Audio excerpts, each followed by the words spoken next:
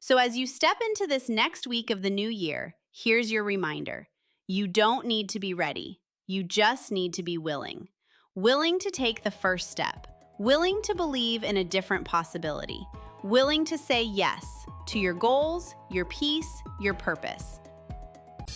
I'm Lisa Harding, ex-EdTech CEO turned certified teacher career coach. It wasn't all that long ago that I was recruiting, interviewing, and hiring teachers for roles in corporate America. Teachers that ended up being some of my all-time best employees. Fast forward through my own career transition, where I left my role as CEO to become a stay-at-home mom. I now work with and empower teachers to transform their lives by turning their once distant career dreams into realities. In this podcast, I give you simple, actionable, step-by-step strategies to help you do the same. If you're a burnt-out teacher or simply need a change and you're looking to create a life you love, you're in the right place, friend. Let's get started. Hey friends, it's Lisa Harding, and welcome back to Beyond the Classroom, the podcast for teachers who are dreaming about life after teaching and are finally ready to do something about it.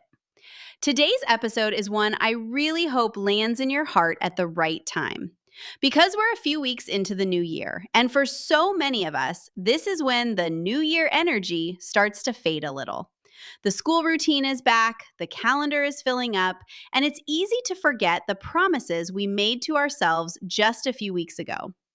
So today, I want to bring you back to those intentions and make the case for why right now is the moment to say yes to yourself. If you've been sitting on the idea of making a career change, if you've told yourself maybe next year, if you've been waiting for the perfect timing, friend, this is your sign. Because here's the truth: you don't need a perfect plan. You just need to give yourself permission to start. I've worked with so many teachers who held themselves back for years, not because they weren't capable, but because they felt guilty for wanting something else. They felt selfish for prioritizing their own growth, or they convinced themselves they should wait just one more year. But here's what I know for sure: saying yes to yourself is never selfish. It's courageous. It's wise. And it's necessary if you want to build a life that actually fits you. You do not need to stay stuck just because you're good at something.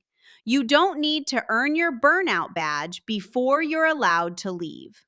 And you don't have to explain your decision to anyone who hasn't walked in your shoes. Saying yes to yourself can look like so many things. It can look like joining a resume workshop.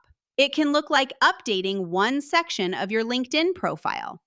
It can look like talking to someone who's already made the leap. It can look like carving out 30 minutes on a Sunday to job search instead of scroll.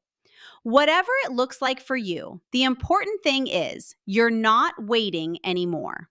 You're not waiting for the stars to align or for someone else to give you permission. You're saying yes to yourself, even when it's scary, even when it's uncertain, even when you don't have it all figured out. And if you're listening to this thinking, yes, I want to do this, but I still don't know where to start, I've got something for you. On Saturday, January 31st, I'm hosting the 2026 Teacher Career Transition Kickoff, a virtual event that's totally free to join.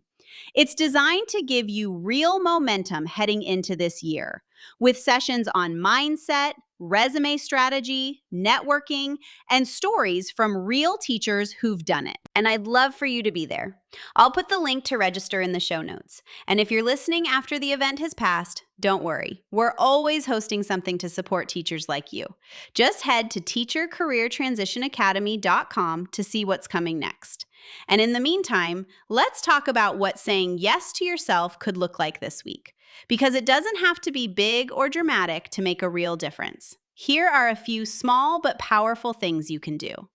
Block 30 minutes on your calendar just for you to explore jobs, reflect, or even just listen to more career episodes like this one. Literally title it Career Time so it feels official. Make a not this list. Write down the parts of teaching you're ready to leave behind. Getting clear on what's not working is the first step to finding what will. Pick one skill you used in the classroom and search for jobs using that word. You'll be surprised how often your teaching experience aligns with roles you never knew existed. Or just connect with someone else who's made the leap, even if it's a podcast guest, a LinkedIn post, or a story in our free summit later this month. Surrounding yourself with possibility matters. And remember, you don't have to do all of these. Just choose one that feels doable and authentic to you. Momentum isn't about doing everything, it's about doing something. So as you step into this next week of the new year, here's your reminder. You don't need to be ready. You just need to be willing. Willing to take the first step. Willing to believe in a different possibility. Willing to say yes to your goals, your peace, your purpose. This is your year, friend. Say yes to yourself. And if you liked this episode, I hope you'll do me a quick favor. Share it with a teacher who needs to hear this. You never know who's quietly struggling or sitting on the fence, and your share might be exactly what gives them the courage to take their next step. I'd also love it if you could leave a review. It helps more teachers find us, and it helps me keep bringing you the tools and encouragement you need. Thanks for being here. I hope to see you live on January 31st. And remember, friends, the journey is just the beginning. Embrace the adventure.